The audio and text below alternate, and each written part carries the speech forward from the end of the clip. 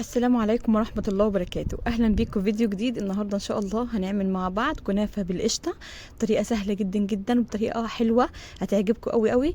هقول لكم على كمان الكريمة ازاي تطلع معاكم بالشكل وباللون ده وبالطعم التحفة، بجد هتعجبكم جدا جدا. بصوا الكريمة ما شاء الله تحفة بجد، خطيرة جدا هتعجبكم إن شاء الله. هقول لكم برضو على كل أسرار وتركات الكنافة بتاعتنا النهاردة.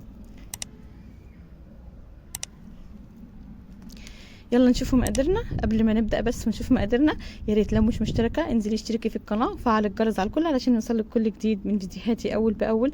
يلا نشوف الفيديو بتاعنا ونقول بسم الله الرحمن الرحيم. اللهم صل وسلم وبارك عليك حبيبي يا رسول الله، صلوا عليه.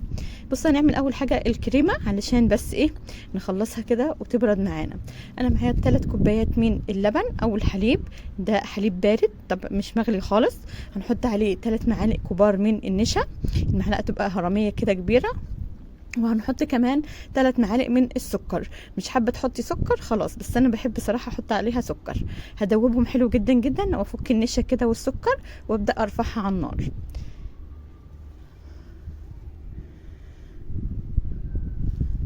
يلا بينا كده ناخدها على النار ونبدا كده نعمل القشطه بتاعتنا الكدابه.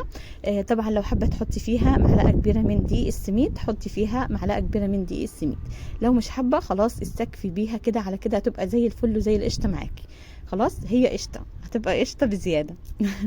خلاص انا هنا رفعتها على النار وهفضل اقلب فيها كده لحد ما تتقل معايا واوصل للقوام اللي انا محتاجاه واللي انا عايزاه.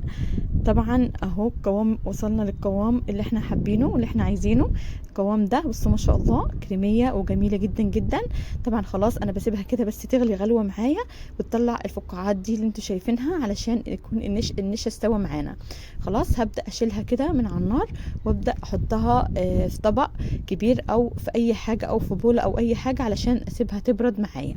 خلاص اهم حاجه تسيبيها تبرد معاكي، بس اهم حاجه تغطيها. انا طبعا هنا هغطيها بستريتش لاب او بكيس تلاجة عادي جدا، وهسيبها في التلاجة تبرد معايا لحد ما اعمل الشربات بتاعي واعمل الكنافة بتاعتي. خلاص انا هغطيها هنا علشان ما تعملش بس قشرة معايا او وشها ينشف معايا وتعمل وش كده مش لطيف.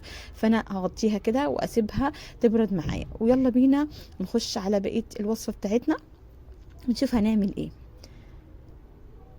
خلاص اهو هنا هنعمل الشربات بتاعنا برضو علشان نسيبه كده يكون برد معانا او دفي معانا شوية، فاحنا مش عايزينه سخن. هنحط 1.5 كوباية من السكر، عليهم كوباية كبيرة من المية. تمام خلاص كده هنحط 1.5 كوباية من السكر، عليها كوباية كبيرة او 1.25 كوباية من المية، ورشة ملح ليمون. ملح ليمون حلو جدا جدا، لو ما عندكيش ملح ليمون حطي نص عصرة ليمونة مش هيجرى اي حاجة. تمام هرفعهم كده على النار وهسيبهم مع نفسهم. ويلا بينا نشوف الكنافة بتاعتنا. طبعا انا هنا جايبة كنافة وحطها في الفريزر. تمام طبعا هي متجمدة معايا، فانا عايزة ان هي تبقى متجمدة كده علشان ابدأ تتكسر معايا او اكسرها بكل سهولة تتكسر معايا، ما تتعبنيش ولا اقص فيها ولا اي حاجة. تمام بصوا بتتفرك معايا ازاي، انا بفركها بتتفرك معايا بكل سهولة علشان هي متجمدة وناشفة معايا في الفريزر.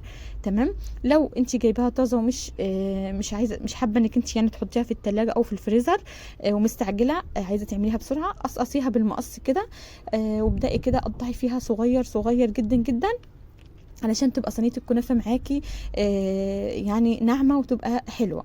خلاص تمام انا هنا بحاول كده، انا جبت بولة اكبر علشان اخد راحتي كده واكسر براحتي وافكك بيها براحتي. خلاص انا هنا ببدأ كده اكسر وافرك حلو جدا جدا. انا عايزة حبيبات او الكنافة اللي معايا تبقى حبيباتها ناعمة معايا، ما تبقاش خشنة، علشان انا حابة الكنافة تبقى ملمسها ناعم معايا.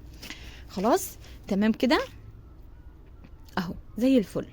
تمام هفكك كلها كده وهفرك فيها كلها لحد ما تنعم معايا وتبقى بالقوام والمرحله اللي انا هوصل لها دلوقتي هقول لكم هنعمل ايه. يا ريت بس اللي وصل معايا لحد هنا ما ينسانيش في اللايك، حطي اللايك فضلا وليس امرا. تمام تكتبوا لي كمان كومنت جميل برايكم في الوصفه. لو عجبتكم وصفتي النهارده تحطوا لي كده لايك وتكتبوا لي كومنت، ولو اي حاجه محتاجينها وعايزينها اكتبوا لي برده وان شاء الله هعملها لكم. انا عملت حلويات شرقيه كتير في القناه هنا لرمضان، وعملت كمان نواعم العيد للعيد. كل سنه وحضراتكم طيبين، خلاص العيد على الابواب. فاللي حابب حاجه واللي عايز حاجه يخش يشوفها. بس يا ريت لو عجبته قناتي وعجبته المحتوى بتاعي يا ريت ما ينساش يحط اللايك وكمان يفعل الجرس على الكل علشان يوصله كل جديد. هنا كنت خلاص خلصت كده الكنافه بتاعتي وفركتها حلو جدا كلها، وصلت للقوام اللي انا عايزاه ده. خلاص انا هنا هقسم الكميه بتاعتي بالشكل ده. خلاص انا قسمتها كده نصين علشان ابدا اعمل صينيه الكنافه بتاعتي المحشيه قشطه الجميله اللي انتوا شفتوها في اول الفيديو. تمام. انا هنا بسيح سمنه علشان ابدا كده احطه على الكنافه بتاعتي. هنا جبت السمنه السايحه وبدات كده احط على كميه الكنافه اللي معايا وابدا اقلبها حلو جدا كلها كده علشان عايزه الكنافه كلها تتشرب من الكنافه بتاعتي او من السمنه بتاعتي. خلاص انا عايزه الكنافه كلها تتشرب سمنه وتتغلف بالسمنه. خلاص علشان تطلع كده لونها ذهبي وكلها تبقى لونها موحد، ما تبقاش حاجه واخده لون وحاجه لا. خلاص فانا بحاول ان انا اشربها كده السمنه بتاعتي كلها. تمام. هي كده خلاص اتشربت معايا. هحط على الكميه برضو التانية وهبدا اجيب الصينيه بتاعتي. اهم حاجه طبعا انا كميه السمنه نص كوبايه سمنه او كوبايه الا ربع. تمام. خلاص انا هنا جبت الصينيه بتاعتي ودهنتها كده معلقه كبيره من السمنه، دهنتها دهنه حلوه علشان الكنافه بتاعتي تاخد لون من تحت حلو. تمام. انا حطيت النص اللي انا قسمته في الاول، حطيته كده في قاع الصينيه وببدا كده اظبطه كده واسويه في الصينيه بتاعتي علشان ابدا اضغطه حلو جدا جدا. خلاص اهو بالشكل ده انا بضغط عليها حلو جدا. اهم حاجه تضغطي عليها حلو قوي قوي قوي على قد ما تقدري. تمام. علشان تطلع معاكي متماسكه، ولما تقلبيها تطلع معاكي قطعه واحده، ما تطلعش ان هي مفكوكه من بعضها او ان هي مش ماسكه بعضها او مش ماسكه نفسها، اي حاجه من الاتنين. خلاص تمام كده لحد هنا زي الفل. هجيب حاجه كده واضغط عليها ضغطه حلوه، صينيه صغيره، اي حاجه، اي بوله، اي حاجه اضغطي بيها. خلاص انا كانت عندي علبه التلاجة دي فبدات اضغط كده عليها حلو جدا اهو بالشكل اللي انتوا شايفينه. حاولوا ان تعملوا لها طرف كده من طرف الصينيه كده علشان الكنافه بتاعتك لما تحطي عليها القشطه بتاعتك ما تخرجش منها وتتحرق منك وتنشف منك في الفرن. فحاولي انك انت تعملي لها كده اطار كده في الصينيه علشان القشطه بتاعتك. خلاص تمام. هبدأ كده اجيب القشطة بتاعتي وابدأ اصبها في الصينية بتاعتي. خلاص اهو انا كنت هنا حطيتهم في البولة دي او في الكازرولة دي علشان ابدأ اعرف اصبهم في الصينية بتاعتي. بعد ما بردوا طلعتهم من التلاجة حطيتهم في الكازرولة دي علشان ابدأ احطهم كده واصبهم بكل سهولة في الصينية. انا هنا صبيت في نص الصينية كده وببدأ اسويها. حاولي انك انت يعني ما تجيبيهاش على اطراف الصينية خالص، حاولي ان هي احنا عاملين لها اطار فهي مش هتخرج منها خالص ان شاء الله. تمام اهو. تمام. انا هنا بحاول كده احط كده القشطه بتاعتي. بس القشطه بتاعتي جميله وناعمه وكريميه وتحفه بجد تحفه. لو مش حابين انك انتوا تحطوا لها سكر ما تحطولهاش سكر براحتكم، لو حابين تحطوا برضو براحتكم. السكر هنا حسب الرغبه. احنا كده كده اصلا هنحط لها شربات فهي مش محتاجه انك انت تحطي لها سكر. خلاص اهو بالشكل ده. خلاص هبدا اجيب النص التاني من الكنافه اللي انا كنت قسمه وركناها على جنب. هبدا اجيبه كده وارش كده من فوق واوزعه على الصينيه بتاعتي كلها واغطي بيها الكريمه بتاعتي. اهم حاجه تغطي الكريمه بتاعتك حلو جدا علشان ما تاخدش منك تبقى حته باينه او تتحرق منك او اي حاجه في الفرن بتاعتك. فحاولي انك انت تظبطيها كده بكل سهوله وبكل بساطه هتعمليها وتعملي احلى كنافه كمان في البيت بكل سهوله. بجد طريقه حلوه جدا جدا هتعجبكم. انا هنا بحاول كده اظبط الصينيه بتاعتي اهو بالشكل اللي انتوا شايفينه ده. بصوا انا بحاول ان انا ما اضغطش كتير عليها علشان ما تخرجش القشطه بتاعتي من الكنافه بتاعتي. انا بضغط بس بالراحه. بصوا انا بضغط ازاي، انا بسوي كده الكنافه بتاعتي بس بالراحه، ما بحاولش ان انا اضغط كتير عليها علشان ما تخرجش مني. خلاص هبدا كده اضغط عليها يعني ضغطه بسيطه كده واسويها حلو جدا علشان ابدا ادخلها الفرن بتاعتي تستوي معايا. اول ما تدخليها الفرن وتاخد معاكي لون من تحت هتحسي هتحركيها كده هتلاقيها يعني بتتحرك معاكي في الصينيه واخدت لون من الجوانب، يبقى خلاص كده استوت وبقت زي الفل. فتحت عليها الشوايه واخدت اللون الذهبي الجميل ده، هبدا كده احط لها الشربات من فوق كده اهو بالشكل ده.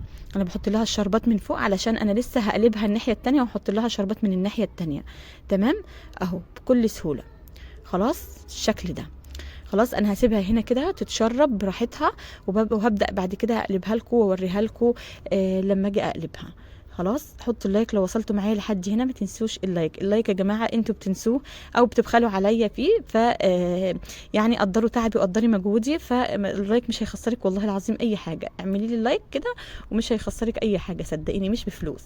تمام انا هنا قلبت كده الصينيه، بصوا الجمال، بصوا الحلاوه، بصوا حاجه تحفه، حاجه خطيره، حاجه من الاخر بجد، ولا اجدعها حلواني يعمل الكنافه بالقشطه بتاعتنا النهارده. طريقه سهله جدا جدا وبكل سهوله وبكل بساطه ومش مكلفه كتير، يعني حاجه كده بصراحه تحفه.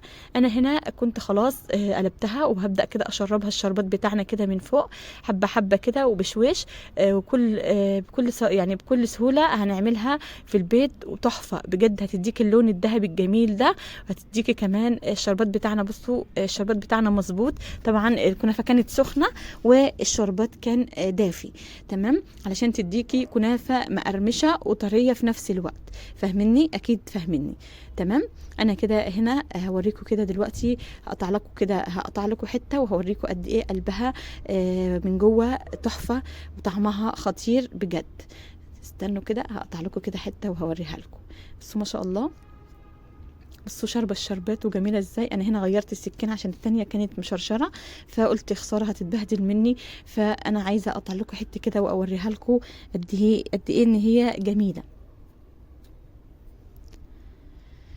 تمام كده بصوا ما شاء الله، بصوا الكريمه بتاعتها طالعه منها وعامله ازاي، تحفه بجد، جميله جدا جدا، هتعجبكم، لازم تجربوها. اهو بالشكل ده، بصوا ما شاء الله، بصوا الكريمه، بصوا الكنافه بتاعتنا تحفه بجد. انا بصوا من عشاق كنافه بالكريمه، بحبها قوي بالقشطه، تحفه حلوه قوي قوي قوي. بصوا شكلها وبصوا جمالها، بصوا اللون بتاعها واخده لون ذهبي تحت وفوق.